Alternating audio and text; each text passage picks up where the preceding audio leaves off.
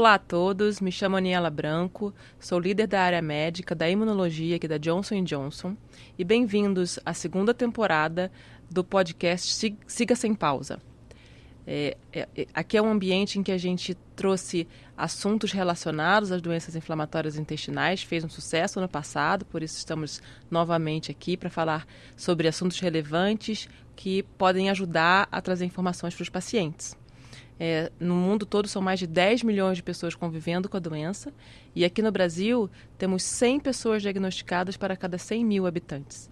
Então é um assunto muito importante para a gente falar.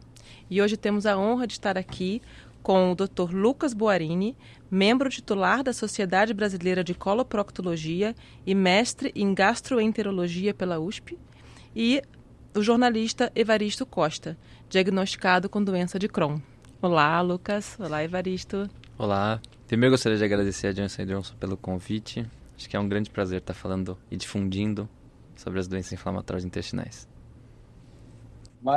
Imagina, prazer meu também. Muito obrigado pelo convite. Eu sempre estou na condição de entrevistador, mas eu estou aqui agora na condição de paciente entrevistado. Você entrevistado. Por quê? Porque eu acho importante a gente difundir as informações sobre essas doenças, porque muita gente pode ter e nem sabe que tem, como aconteceu comigo. Então, estamos aqui para difundir informações. Isso é super importante. Excelente. Bom, vamos começar então com a primeira pergunta. O que são as doenças inflamatórias intestinais, né? Quais são os sintomas, quais as principais características, Lucas? Não, perfeito.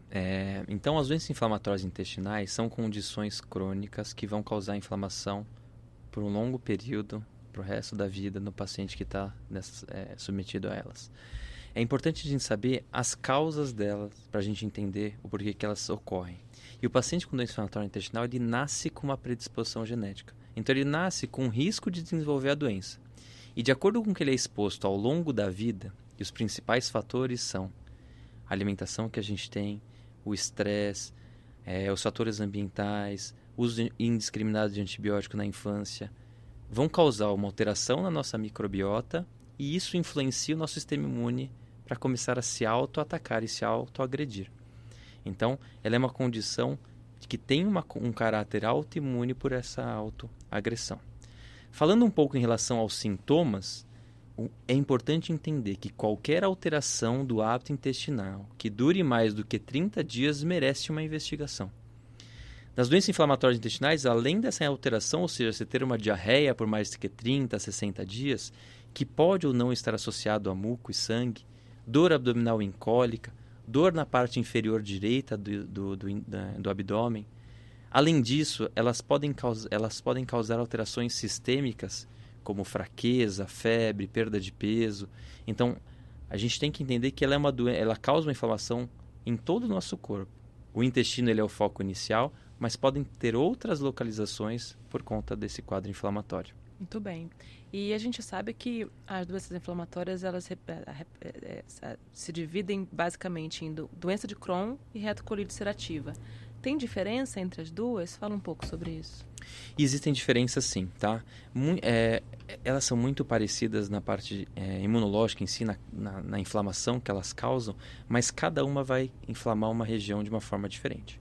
A retocolite ulcerativa, como o próprio nome diz, ela vai inflamar o intestino grosso.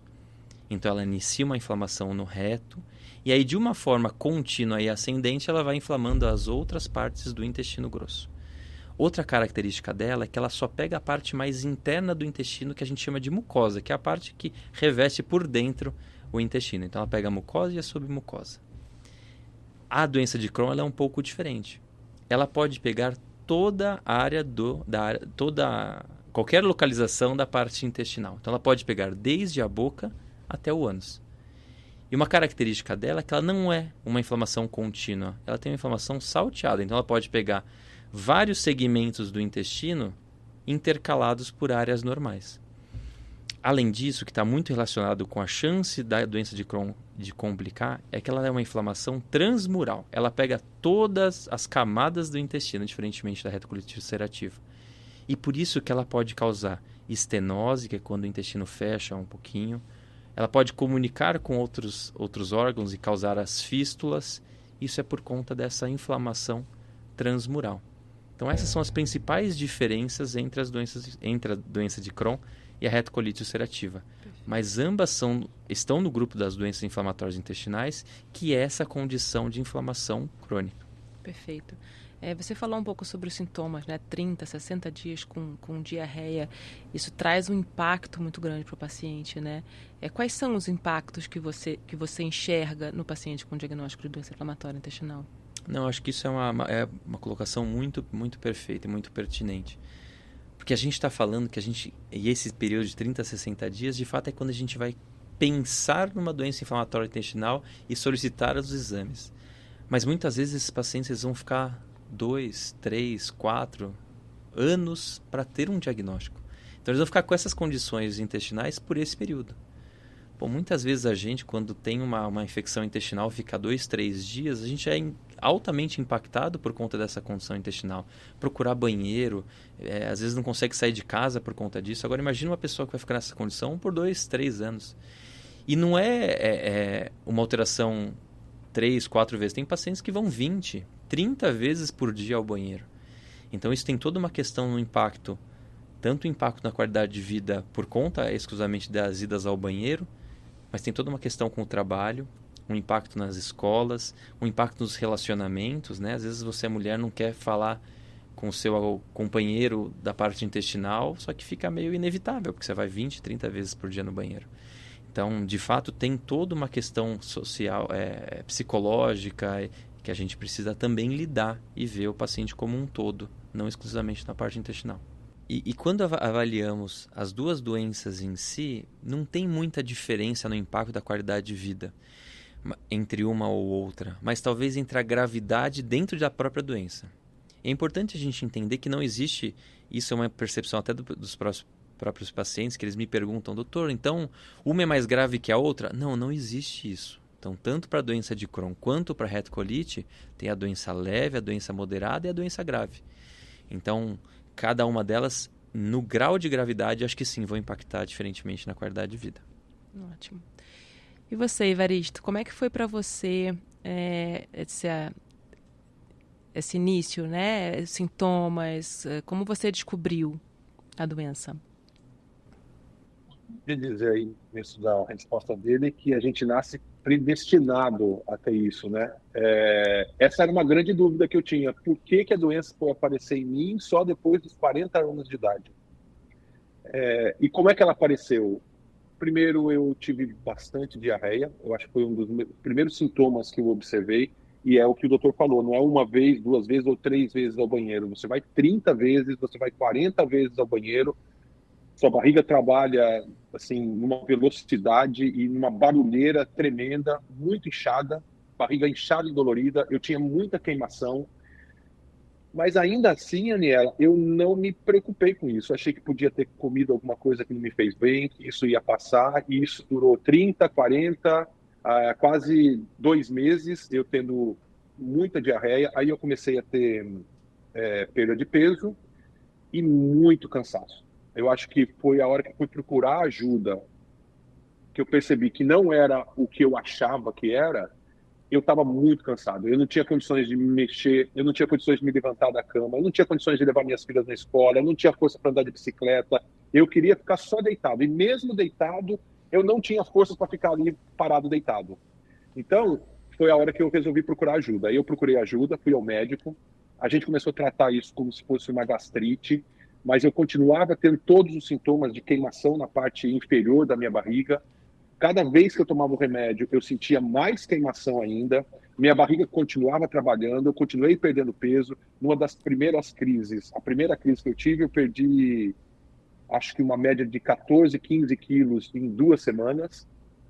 Aí, quando eu percebi, depois de 1 ano, que o remédio não estava fazendo efeito, eu disse para o médico que a gente precisava mudar a estratégia, que eu deveria procurar um especialista, porque até então eu estava no médico da família. E aí eu fui levado para um médico especialista em doenças intestinais. Nós fizemos todos os exames necessários, e aí exame de sangue, exame de fezes, exame de urina, colonoscopia, endoscopia, todos os exames possíveis mesmo, até ele chegar nesse diagnóstico, que era a doença de Crohn. e eu percebo que ela volta todas as vezes que eu tenho algum estresse muito grande, a minha doença volta, que é o que o doutor acabou de falar. Está relacionado, inclusive, aos fatores externos, né? Nosso estresse, ao que a gente se alimenta, às vezes. Então, hoje, eu não posso dizer que eu consigo conviver com ela ainda, porque eu ainda não consegui encontrar a forma de manter ela em remissão. Mas eu estou mais preparado para entender quando ela entra em ação, quando ela vai se ativar. Porque isso é importante. Porque se eu demorar muito tempo para procurar ajuda em relação a isso, eu vou de novo perder todo o peso. Eu cheguei no minha última crise, que eu acabei indo parar na UTI com uma infecção generalizada, eu me via e eu falava para o doutor, estou me sentindo definhando. E era exatamente como eu me sentia. Cada vez que eu ia ao banheiro, eu me sentia definhando um pouco mais. Hoje eu estou estabilizado, Adriana. Eu acho. É importante você falar sobre isso, né? Sobre como você mudou a forma de relacionar até com a família por conta dos sintomas, né? Mas depois do diagnóstico, e aí o que você traz do trigger, do que você pode ou não fazer, como que você mudou a sua rotina para conviver melhor com a doença? A primeira coisa que fiz foi passar a me observar melhor. Porque uma coisa que acontece, muitas vezes as pessoas falavam assim, você teve uma celulite, que é uma inflamação na perna, por causa do Crohn. Não, eu não tive por causa do Crohn, foi em decorrência do Crohn. Porque o Crohn baixa a minha imunidade. Aí meu corpo está aberto para receber qualquer tipo de vírus, bactéria, qualquer infecção. A última vez eu tive uma sepse. E eu demorei para perceber isso. Eu achei que eu ia melhorar. E continuei deitado aqui na cama, indo da cama para o banheiro, da cama para o banheiro, da cama para o banheiro, e emagrecendo muito. Aí, o que eu precisei mudar? Observar meu corpo, é a primeira coisa. Se eu estou tendo sintomas de diarreia, se eu estou tendo cansaço, aí eu vou imediatamente procurar ajuda, para não esperar chegar no estágio de baixa imunidade, porque aí eu posso pegar qualquer outra coisa. E aí eu tenho que curar o Crohn e a outra infecção ou inflamação que eu peguei. Então, esse foi o meu primeiro procedimento de mudar. Observar meu corpo e observar como é que ele está reagindo à alimentação, aos fatores externos. Depois, a alimentação. Embora todos os médicos dizem que não tem relação com a alimentação, eu entendo isso hoje, porque realmente não tem relação com a alimentação, mas se você tiver com a doença ativa, vai doer muito mais, vai prejudicar muito mais, dependendo do que você comer. Então, eu eliminei muitas coisas que não me fazem bem quando eu estou com a doença ativa, mesmo não estando com a doença ativa. Então, eu elimino leite, eu elimino fritura, eu elimino doce, eu elimino farinha branca, eu elimino tanta coisa, e tanta coisa que eu gosto, mas que eu consigo ter uma vida mais saudável, mais tranquila, na verdade, sem a doença estar ativa. Foi a outra coisa que eu mudei. O que mais eu mudei? Praticamente isso. Tento não me estressar, mas é difícil. Sim. Interessante. Lucas, você comentou sobre algumas manifestações, né? Além das manifestações intestinais. Fala um pouco sobre essas manifestações extraintestinais que a gente vê também nas doenças inflamatórias. Então, as manifestações extraintestinais, elas estão ligadas... Cada doença de Crohn ou retocolite ulcerativa, ela vai desenvolver por algum mecanismo de alguma cascata inflamatória. E hoje a gente sabe que cada cascata inflamatória, ela pode ou não ativar essas manifestações extraintestinais, tá? Então, e para isso, por exemplo, se a gente tem uma alteração que inflama o intestino e tem uma uveíte, por exemplo, a gente precisa de uma medicação que vai fazer a cobertura dessa cascata inflamatória em especial. Então, hoje é importante a gente saber identificar, e isso é importante para os pacientes e principalmente também para os médicos, para perguntar, para ser investigativo. Porque às vezes o paciente não vai te falar que ele está com uma dor articular, porque ele está tão acostumado a ter uma fadiga, a ter um cansaço, que ele vai achar que é isso. Ele vai achar, eu estou fraco, vai então né, minha dor é por conta fraqueza. de outra coisa. E isso é muito comum. Então é importante da parte médica também entender que precisa investigar ativamente as manifestações extraintestinais. Porque talvez o que impacte mais... Comigo, né, doutor? Sim. Eu achava que eu tinha conjuntivite, e eu tinha vários episódios de conjuntivite que eu achava que era, e na verdade eu tenho uveíte que é em decorrência do Crohn.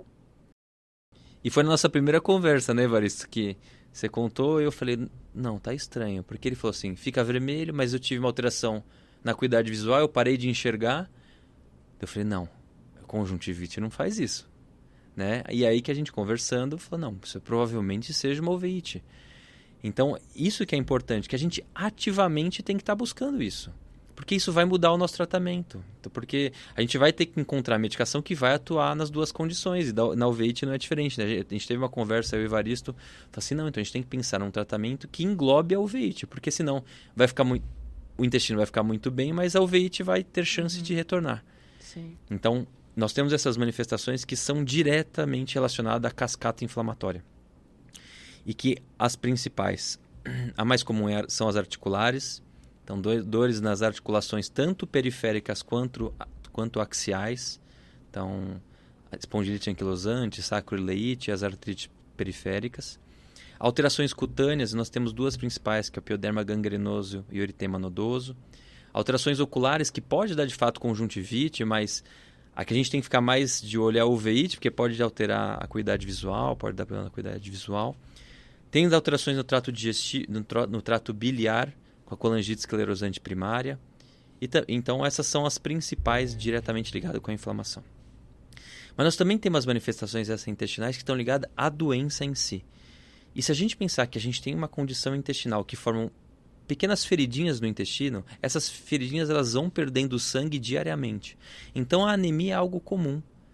Então, a anemia, o déficit de vitaminas, então tudo isso vai alterar a condição sistêmica do paciente. E a fadiga, que o Evaristo teve muito, foi até um gatilho, né, para ele procurar, falar assim, não, isso não está normal, isso não é exclusivamente alguma coisa intestinal. É muito relatado nos pacientes com a doença inflamatória intestinal e hoje a gente tratando, é um alvo que a gente busca, normalizar a fadiga, porque impacta muito a qualidade de vida. E a fadiga também é multifatorial. Tem a questão de perda de vitaminas por conta da diarreia em si. Tem a questão psicológica, que também pode dar fadiga. Putz, será que eu estou com depressão? É por isso que eu estou com fadiga? Então, tem essa questão associada. Tem a própria anemia, que pode causar fadiga. E tem a questão da atividade inflamatória poder causar fadiga. Porque o corpo inflamado, ele vai gastar a energia dele na inflamação. Então, falta energia para o restante do corpo. Por isso que perde peso, por isso que dá essa fadiga. Então, é o que a gente falou, não dá para levar só como uma doença intestinal. A gente tem que olhar o paciente, ver as dores do paciente como um todo, tanto na parte intestinal como na parte sistêmica. E por isso que é tão desafiador e por isso que acho que eu gosto tanto por ser tão desafiador.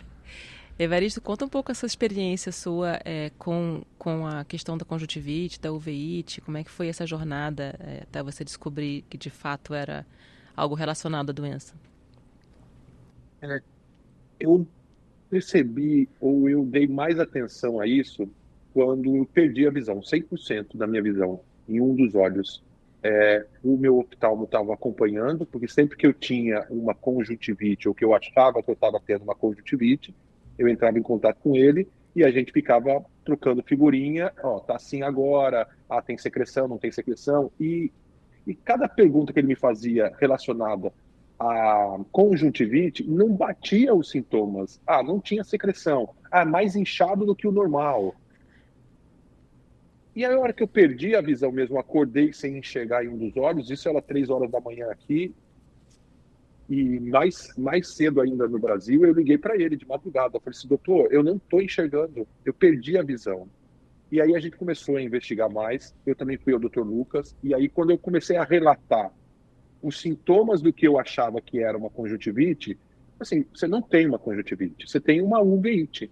E como fica o olho? Ele fica muito inchado, parecendo realmente uma conjuntivite, só que mais inchado ainda, não tem secreção nenhuma, ele coça muito pouco, mas às vezes você precisa passar a mão assim, só para coçar um pouco, e depois perdi a visão. Foi isso. Eu não tive isso de novo, eu não tive mais episódios de uveíte. Essa foi a mais assustadora que eu tive e única por enquanto. E aí eu não consigo imaginar se o que eu tive no passado, eu tive já muita conjuntivite. Eu não sei dizer se era conjuntivite ou se era uveíte.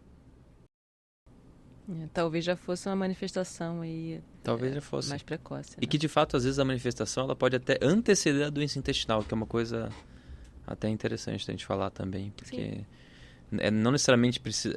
Então, às vezes o paciente abre um quadro com artrite e 2 anos depois ele começa os sintomas intestinais. Então, às vezes tem essa... A manifestação ela pode até anteceder a doença intestinal, porque na verdade é um mecanismo de algum gatilho inflamatório por conta da alteração daquele componente genético. Então é interessante em si. E é muito comum passar despercebidas as manifestações, porque a gente fica às vezes focado só no intestino em si. Sim.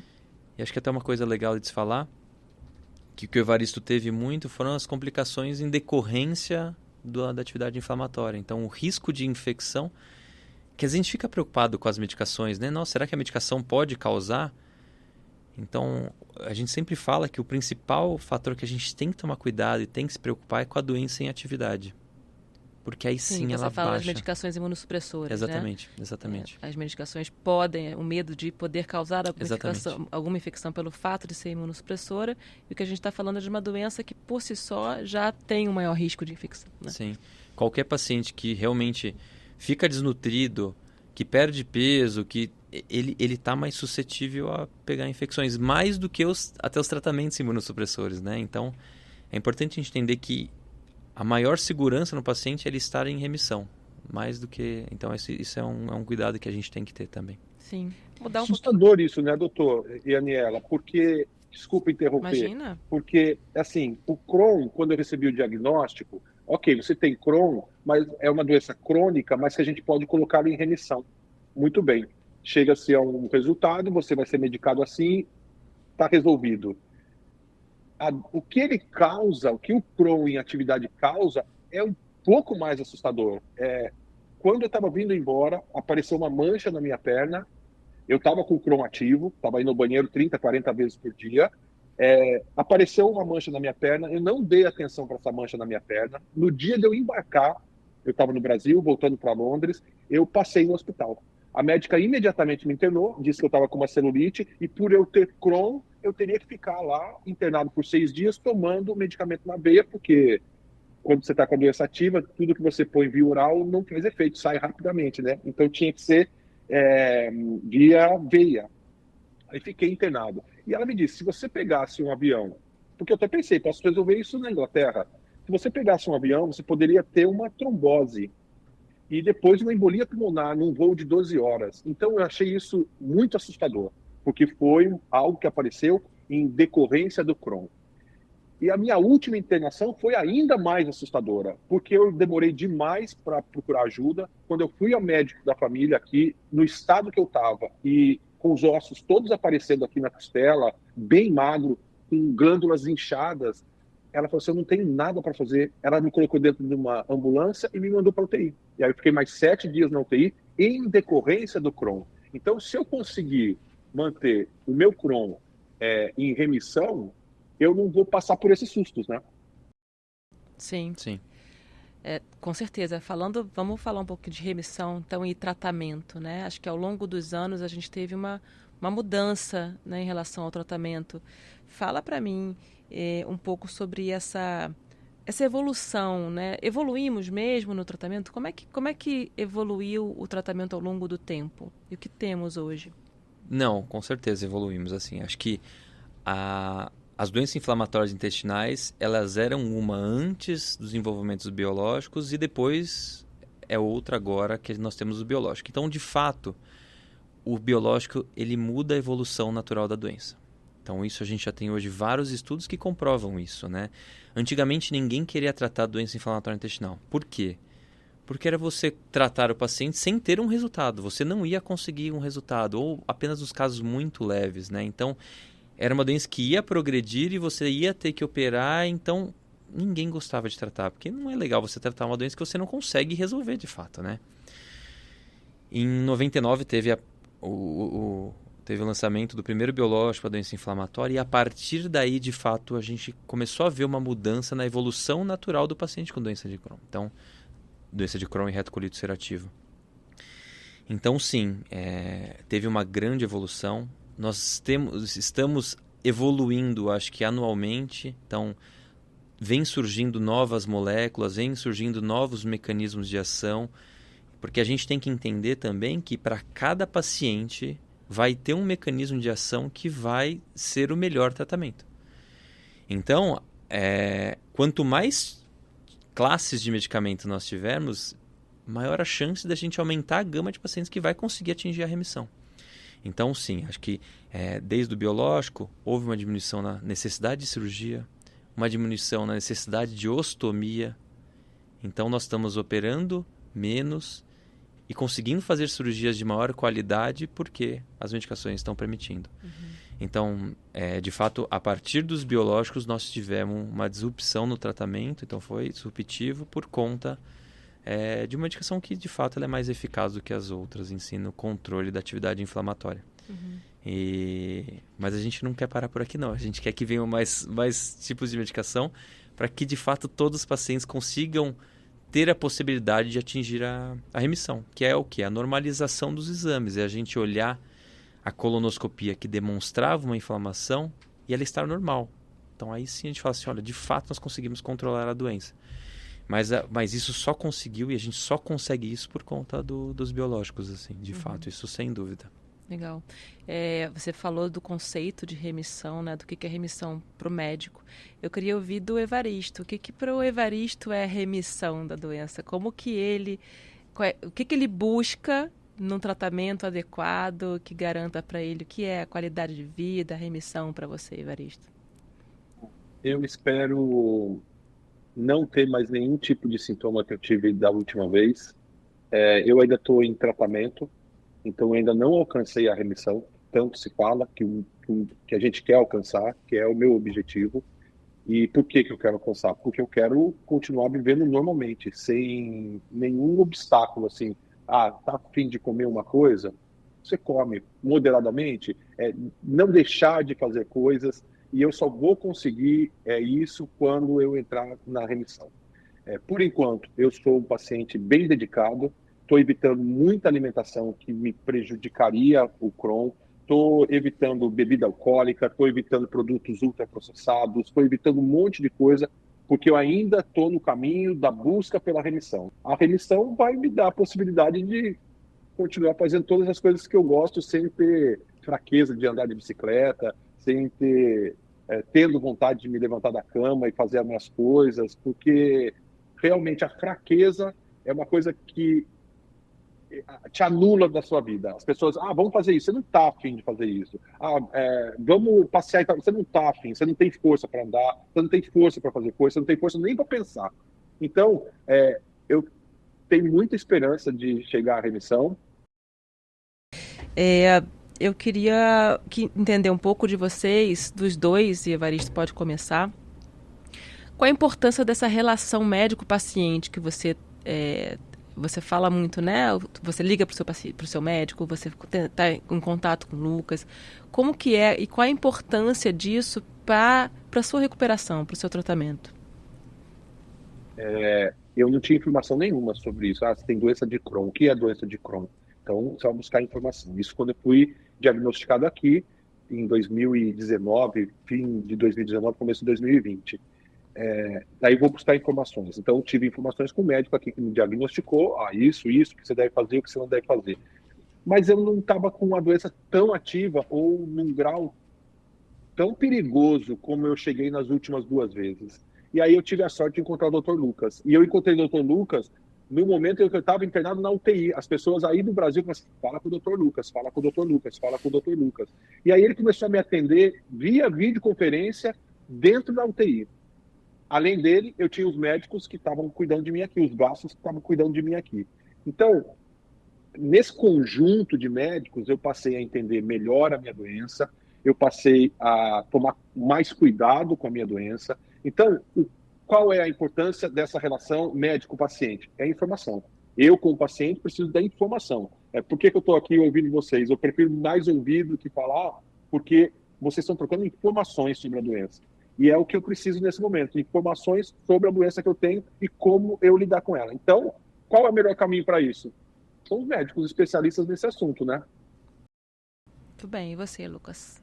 Eu falo assim, quando você está disposto a tratar pacientes com doença inflamatória intestinal, você tem que entender que seu telefone vai estar à disposição, não importa onde você esteja. E até nossa primeira consulta, eu estava de férias, né, com a minha família, mas eu falei assim, mas o meu... E não é só o Evaristo que tem meu contato, os outros pacientes também têm, porque eu sei que às vezes a condição não pode esperar, né? Então, entrou numa atividade... A doença não tira férias, né? Não tira férias, então tem essas condições. Por mais que às vezes você não consiga dar um atendimento presencial, hoje em dia a telemedicina ela vem para auxiliar nisso. A gente consegue fazer uma telechamada. Então, mas eu acho que hoje isso veio facilitar para ter um melhor tratamento, para conseguir um melhor desfecho, para antecipar uma crise que agrave, que traga maiores complicações.